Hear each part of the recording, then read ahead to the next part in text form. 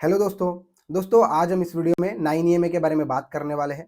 9 EMA के बारे में बहुत सारे लोगों ने मुझे क्वेश्चंस किए थे कि 9 EMA कैसे यूज़ करना है, उसमें स्टॉप लॉस या फिर उसकी स्ट्रैटेजी क्या है, इसके बारे में इस वीडियो में मैं पूरा बताने वाला हूँ। बहुत सारे मेरे ट्रेड जो लेटेस्ट रहे या फिर इंदिरा मेडिको, जेजीकेएम हो गए या फिर बहुत सारे ट्रेड्स एलेम्बिक जैसे ट्रेड्स मैंने 9 EMA के हिसाब से ही दिए हुए हैं। 9 EMA स्ट्रैटेजी बहुत ही यूज़फुल है और उसका बहुत ही सिंपल यूज़ है, उसका ऐसा बहुत सारा दिमाग नहीं लगाना है आपको। सो उसके बारे में मैं इस वीडियो में पूरा एक्सप्लेन करूँगा, 4-5 स्टॉक्स के बारे में बताऊँगा कि मैंने उसमें कैसे 9 AM यूज़ करके अच्छा खासा प्रॉफ़िट किया हुआ है। इस क्वार्टर में मेरा जो प्रॉफ़िट चल रहा है 42 लैक्स के ऊपर का चल रहा है और इसमें से कई ज़्यादा प्रॉफ़िट्स, कई ज़्यादा ट्रेड्स मैंने 9 AM के हिसाब से ही लिए हुए हैं। बढ़िया स्ट्रैटेजी है, हम इस वीडियो में पूरा कवर अप करने वाले हैं, तो वीडियो को लास्ट तक देखिए और अभी तक अगर आपने चैनल को सब्सक्राइब नहीं किया, तो सब्सक्राइब कीजिए। तो चलिए वीडियो शुरू करते हैं। तो दोस्तों 9 EMA की जो स्ट्रैटेजी है या फिर हम लोग उसको जो ट्रेलिंग स्टॉप लॉस करने वाले या फिर स्टॉप लॉस जो रखने वाले वो बाद में देखते हैं। पहले स्ट्रैटेजी के बारे में बात करते हैं कि हम लोगों को कौन सा सेटअप चाहिए। ठीक है, जो भी स्ट्रैटेजीज आपकी EMA अंडर आती है फिर कोई भी इंडिकेटर के अंडर आती है उसके पहले टेक्निकली थोड़ा सा आप लोगों को प्राइस एक्शन टाइप सेटअप चाहिए। प्राइस एक्शन टाइप मीन्स कैसे, तो मैं एज अ 9 EMA स्ट्रैटेजी में कैसे देख रहा हूँ कि भाई इसमें कौन सा चाहिए, ब्रेकआउट होना चाहिए, बड़े बेस का ब्रेकआउट। एक बड़ा बेस होता है, उसका ब्रेकआउट होने के बाद ब्रेकआउट में फर्स्ट टाइम जब भी वो स्टॉक 9 AM के आसपास आए, अगर ऐसा कब फॉर्म हो रहा है तो 9 AM जब भी उसको टच होगा तो एक मूवमेंट जनरेट होगी जो कि और स्टॉक को ऊपर लेके जाएगी। सो मैं उस सेटअप के बारे में बात कर रहा हूँ। इसको अंडरस्टैंड करना बहुत इंपॉर्टेंट है। हम कहीं पे भी कौन से भी सेटअप पे 9 AM नहीं लगा सकते हैं। ब्रेकआउट होना चाहिए और फर्स्ट टाइम 9 AM के आसपास आना चाहिए। सो उसके लिए मेरे पास कुछ एग्जाम्पल्स है, तो यहाँ पे मैं उन एग्जाम्पल्स आपको शो करता हूँ और आपको बताता हूँ कि वो कैसे मैंने इसमें ट्रेड्स लिए या फिर इनमें मुझे प्रॉफिट आया। सो फर्स्ट टाइम जब इसने ब्रेकआउट दिया था, माजडॉक है, बड़ा स्टॉक है, बड़ी मूवमेंट आई थी इसमें और इसमें आप फर्स्ट टाइम देखो कैसे चीज़ें हुई। और ऑब्जर्वेशन सबसे बड़ी एक यहाँ पे ज़रूरत है ऑब्जर्वेशन की। जिसका ऑब्जर्वेशन जितना स्ट्रांग होगा उसको उतना ज़्यादा यहाँ पे रिवॉर्ड मिलने वाला है। अगर ऑब्जर्वेशन या फिर आपके फोकस नहीं है ट्रेडिंग में, सो भाई ना रिवॉर्ड मिलेगा ना आपको यहाँ पे कुछ पैसा मिलने वाला है। सो जितना अच्छा ऑब्जर्वेशन उतना ज़्यादा पैसा, ऐसा ही समझो। सो एक बेस था, आप यहाँ पे देख सकते हो, ऑलमोस्ट 1 ईयर का बेस था और उसने वो बेस ब्रेकआउट क्या किया, ब्रेकआउट दे दिया। अभी मैंने ये स्टॉक यहाँ पे भी बाय कर रखा था बट इतनी बड़ी मूवमेंट नहीं आई सो इसके लिए एग्जिट कर दिया। बट बाद में जब मूवमेंट आई तो इसमें मैं कैप्चर नहीं कर पाया। आप ये मूवमेंट देख सकते हो। सो ये मूवमेंट जो थी इसमें मैंने कुछ भी कैप्चर नहीं किया ना। अभी मुझे रिग्रेट हो रहा होगा कि भाई यार इतना अच्छा मूवमेंट आया फिर मैंने नहीं किया, बट ऐसा नहीं है, हम हर स्टॉक में बाय नहीं कर सकते हो। सो फिर जब भी ये स्टॉक के रिजल्ट के टाइम मतलब 4 जुलाई को ये बहुत तेजी से गिरा। तेजी से गिरने के बाद सेकेंड थर्ड डे रिकवर हुआ। उसके बाद इसने एक कर्व फॉर्म किया, आप यहाँ पे देख सकते हो, छोटा सा ये कर्व फॉर्म किया और इसमें 9 AM देखो कितना नज़दीक है। ये वाइट लाइन जो है वो 9 AM है, ये 21 है और ये 50 है। अभी 9 और 10 इतना कोई डिफरेंस नहीं है, बट मैं एज यूजुअल 9 AM यूज़ करता हूँ। सो इसमें एक इनसाइड बार फॉर्म हुआ, यहाँ पे आप देख सकते हो, ये इनसाइड बार था। इसका डे हाई जैसे क्रॉस किया वैसे आपको एंट्री लेनी चाहिए थी। फर्स्ट टाइम ये क्या था, ब्रेकआउट के बाद 9 AM के पास आया था और इसने कब फॉर्म भी किया था, उसमें से इनसाइड बार भी था। ये मेरे लिए 4 चीज़ें हो गई इसको बाय करनी। एक तो बड़ा बेस ब्रेकआउट था, उसके बाद फर्स्ट टाइम 9 पे रिटेस्ट करने आया। रिटेस्ट मतलब ये, अगर मैं इसको भूल जाऊँ कि भाई ये मूवमेंट आए और गई थी, सो यही मेरे लिए बेस्ट रहेगा एज अ प्राइस एक्शन के लिए। इसके बाद इसने एक इनसाइड बार बनाया एंड देन इनसाइड बार भी ब्रेकआउट किया, मतलब उसका इनसाइड बार का डे हाई क्रॉस करके स्टॉक चला। सो यू कैन सी यहाँ पे कितनी बड़ी मूवमेंट आई है उससे। ठीक है, ये इतनी बड़ी मूवमेंट आई कि इसमें अच्छा खासा पैसा बन जाता। यहाँ से अगर मैं हाई काउंट करता हूँ सो ऑलमोस्ट 80% है। मैं कहता हूँ चलो यहाँ पे कोई इतना अच्छा होल्डर नहीं होगा या फिर इतना अच्छा बायर नहीं होगा, तो भाई एटलीस्ट इसके आधी तो मूवमेंट कैच कर सकता था। इट मीन्स 40% मूवमेंट वो ईजी यहाँ पे कैच कर पाता। ब्रेकआउट फर्स्ट टाइम 9 के पास आके रिटेस्ट, जब 9 के आसपास आ रहा होगा स्टॉल, जब मतलब गिर रहा होगा, ठीक है, जब रिटेस्ट करने आएगा मतलब डाउन आएगा थोड़ा, तो रिटेस्ट में वॉल्यूम नहीं होना चाहिए, डाउन का जो वॉल्यूम होता है वो ज़्यादा नहीं होना चाहिए, तो आपको और अंडरस्टैंडिंग और अच्छा कन्विक्शन उस स्टॉक पे बैठेगा। इसने अच्छा खासा मूवमेंट किया। अभी यहाँ का एग्जिट यहाँ पे आता है इसका 9 AM पे फर्स्ट टाइम इसने यहाँ पे ब्रेक करके नीचे क्लोज किया। इन दौरान इसने कभी भी 9 AM के नीचे क्लोज नहीं किया। आप देख सकते हो पूरा ट्रेंड लाइन में 9 AM के कभी नीचे उसने एग्जिट मतलब क्लोज नहीं किया। सो स्टॉक को हमें होल्ड करना चाहिए था ऊपर लेवल तक। और अभी ये यहाँ से जो लोग पूछते हैं, समझिए मैंने यहाँ पे बता दिया, तो यहाँ पे हज़ारों मुझे क्वेश्चंस आते हैं कि सर इसके एग्जिट कब करूँ। मैं कहता हूँ 9 AM के नीचे एग्जिट करो। ये पता नहीं, अभी ये तो यहाँ पे एग्जिट हो गया, क्या पता एक और स्विंग लगा के और ऊपर चले जाता तो। सो प्राइस एक्शन में मूवमेंट कितनी तेज और कितने आगे बनने वाली है, फ्यूचर में प्राइस कितना होगा, ये किसी को नहीं पता होता है। हमें कुछ चीज़ें या फिर कुछ ईएमएस लगाने होते हैं, उसके नीचे आ जाए मतलब वीकनेस आ गई है स्टॉक में, एग्जिट कर दो। तब तक उस स्टॉक को एग्जिट नहीं करना है जब तक उसमें वीकनेस नहीं दिखती है।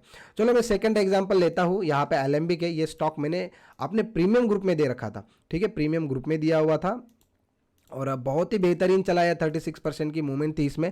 और मैंने सारी, ये भी वाइट बोर्ड था इसके लिए इतनी क्लैरिटी नहीं दिखेगी तो मैंने ब्लैक किया, तो ऑलरेडी सारे मार्क्स यहाँ पे है।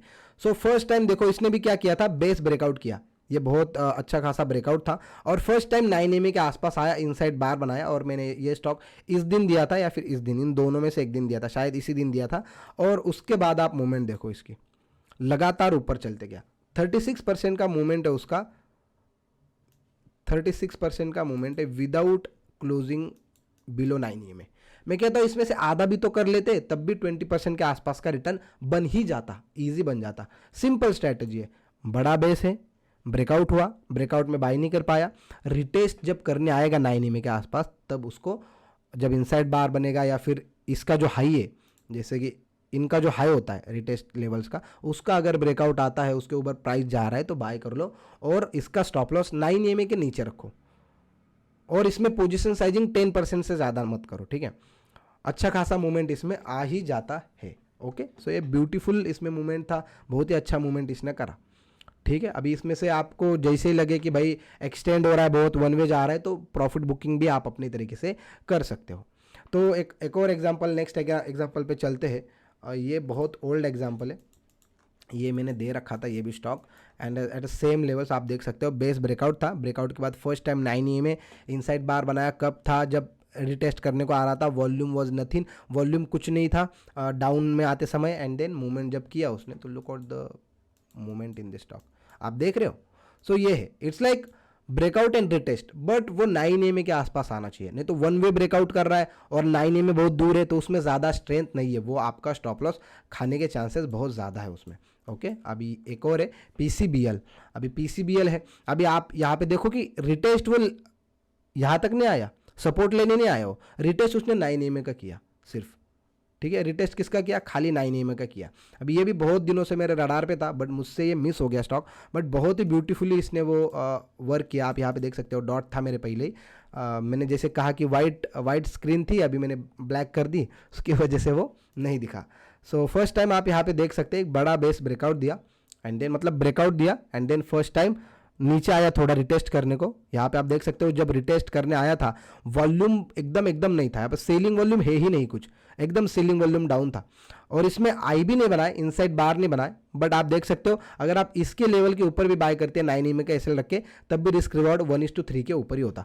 और अभी भी ये स्टॉक आपको हाई लेवल्स पे ही है, अभी भी इसने 9 MA के नीचे क्लोज नहीं किया है। 2-3 दिन में अगर ये अच्छा मूवमेंट करता है तो इसमें और पैसा बनने के चांसेस बहुत ज़्यादा है। ऐसे बहुत सारे एग्जांपल्स है मेरे पास, क्योंकि मैंने खुद ट्रेड किए हुए हैं। वंशाली पॉलीमर देख सकते हैं, जितना बड़ा बेस होता है उतना अच्छा ब्रेकआउट माना जाता है, तो ये बहुत बड़ा बेस था। फाइनली उसने ब्रेकआउट किया, इनसाइड बार बना, यहाँ पे इनसाइड बार का डे हाई क्रॉस किया, स्टॉक अच्छा खासा मूवमेंट में गया। उसके बाद इसने आया और यहाँ पे वो नीचे आके क्लोज हो गया, तो इसमें इतना ज़्यादा पैसा नहीं मिलता। बट अगर कोई है भाई जो 2-3 दिन तक इन्वेस्ट करता है, फिर 4-5 दिन तक, तो उसको अच्छा खासा यहाँ पे रिवॉर्ड मिल सकता था। ओके, सो आप यहाँ पे देख सकते हैं अगेन अभी क्या हो रहा है, अब अगेन वो हिस्ट्री इसमें रिपीट की जा रही है। बट ये इतना बड़ा भी बेस नहीं है, छोटे दिनों का है, कम दिनों का है। सो अच्छा खासा था, एक first cup, then second and then third one is very small, breakout किया एंड देन अभी 9 MA के आसपास रिटेस्ट कर रहा है। मैं इसको इस लेवल्स के ऊपर बाय करूंगा, इसमें भी मैंने लाइन लगा रखी है, इस लेवल्स का मैंने अलर्ट भी लगा रखा है और सारी चीज़ें यहाँ पे है।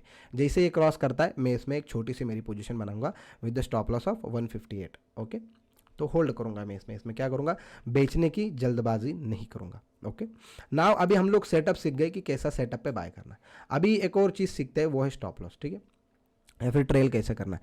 ट्रेल के लिए बेस्ट एग्जांपल मैंने आपको इसका बता दिया था, और GRSE भी देखिए, GRSE। सो इसमें भी बहुत ही ब्यूटीफुल मूवमेंट आया। इसमें तो 9 MA उसने ब्रेक ही नहीं किया था, 9 MA इसने क्या किया, ब्रेक ही नहीं किया। और 9 MA अगर ब्रेक ही नहीं कर रहा, इट मीन्स क्या है, वो बहुत स्ट्रॉन्ग स्टॉक है। देखिए यहाँ पे ये ब्रेकआउट के नज़दीक था, मतलब बिग बेस ब्रेकआउट भी दिया है, 9 EMA के नीचे नीचे गया था, क्योंकि इनमें क्या था, रिजल्ट थे, रिजल्ट के दौरान बहुत सारे स्टॉक नीचे आए और फिर जब सेट हुए तो उनमें बहुत बड़ा धमाका देखने को मिला in specific in defence stocks. आप या फिर पारस डिफेंस देखो या फिर कोई भी डिफेंस स्टॉक आफ्टर इलेक्शन देखो, क्या उनमें तेज़ी आई है, बट पैटर्न सेम था उनमें अगर आप देखेंगे तो।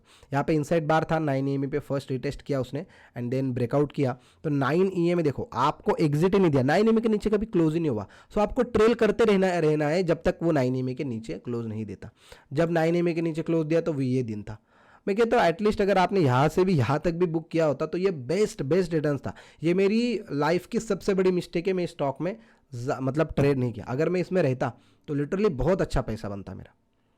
जो अभी मेरा 42 लाख है वो 60 लाख प्लस रहता, सिंगल स्टॉक की वजह से मेरा जो प्रॉफिट है 50% ज़्यादा रहता। मेरा इतना अच्छा खासा एलोकेशन रहता इसमें अगर मैं एंट्री करता तो, बट वो नहीं किया, इट्स ओके।